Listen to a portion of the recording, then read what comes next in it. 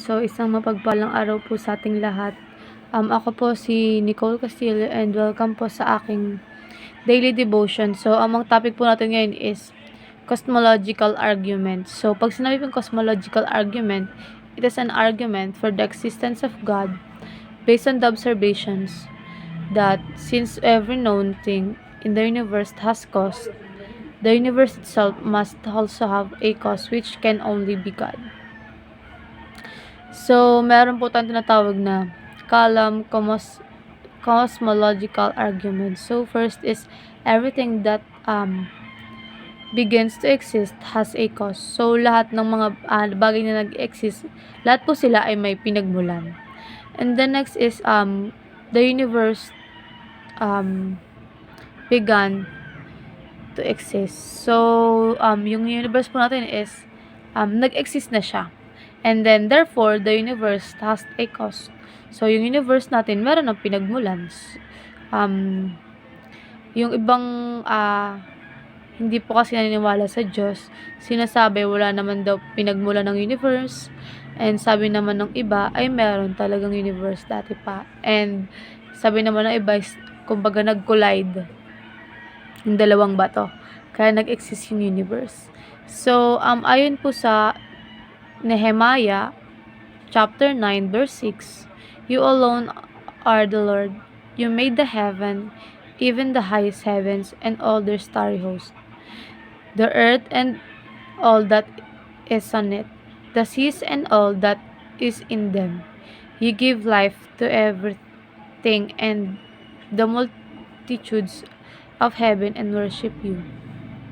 So, ayon po sa ating katuruan, God exists outside of time, space, and matter. So, yung Diyos natin ay nag-exist na siya, wala pa yung time, space, and matter.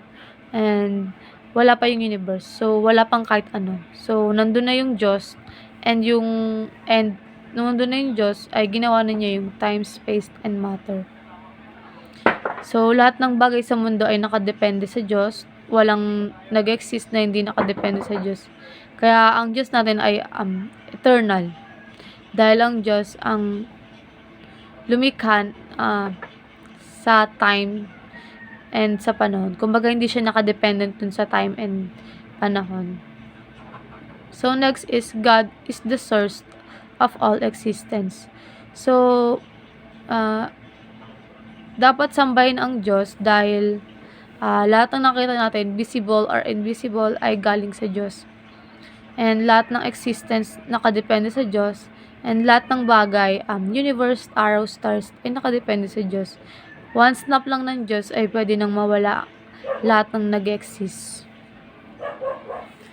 So next is, God is an all-powerful and eternal God. So ang Diyos ang makapangyarihan sa lahat dahil siya ang lumikha ng lahat. Siya rin ang eternal God, ibig sabihin nga po ay wala siya sa time, kumbaga siya yung gumawa ng time, space, and matter. And then, para naman po sa ating applications, wait for God's perfect timing. So, may mga tao po kasi na kilala ang Diyos, pero pinangungunahan ang plano ng Diyos. And,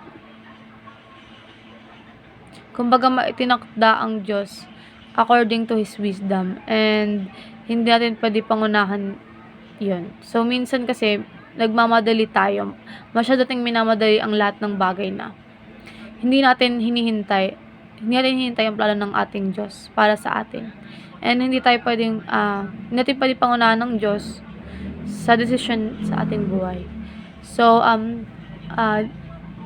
tama naman po sa wait for God's perfect timing. Kasi, kanina lamang po is nakatanggap ako ng balita na talagang nalungkot ako. And then, hanggang ngayon is hindi po siya nagsisink in sa akin.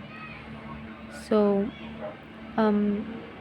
hindi ko alam kung malulungkot ba ako or plano siya ng Diyos para sa akin. And, hintayin ko lang yung perfect time niya. Kumbaga sa kanya lang ako nagtitiwala. Sa Diyos lang ako nagtitiwala. Dahil alam ko, God has perfect time.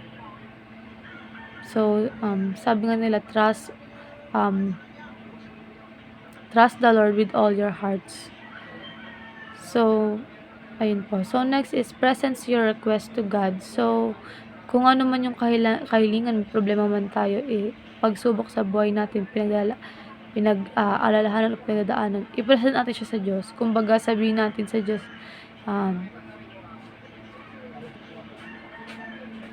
ang pinagdadaanan natin o sitwasyon natin, parang ipagkatiwala natin sa Diyos ang lahat.